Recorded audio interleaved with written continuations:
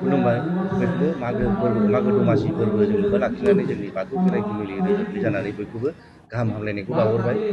दा जोंहा जोंनि बाथौ खेराइ फेमिलि रिजर्टआव फैगौ 22 जानुवारियाव मिउजिकेल नाइट मोनसे प्रग्राम खुंनो आखायाव लादों। नैबे जोंना चिरां मिउजिकेल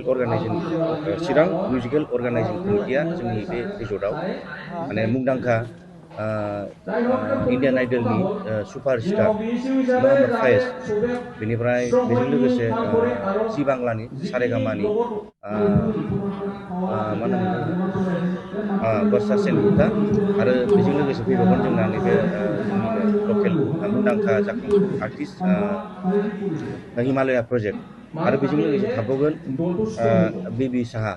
दा जोंहा बेहाय गाजा गोमजायै नैबे जोंहा चिरां मिउजिकेल अर्गानाइजिं कमिटिया जोंनि बाथौ खेराइ फेमिलि रिजर्टआव खुंनो लाहार फाहार खालायदों। दा बयखौबो जोंबो रिजर्टनि जानानै दा बयखौबो बे हाबाफारियाव बा बै मिउजिकेल नाइटआव बयखौबो नुजाफैगोन आरो बयखौबो माने इन्टारेस्ट लाफैगोन होननानै बयखौबो जोंनि रिजर्टनि जानानै बयखौबो खावलायनाय थाबाय।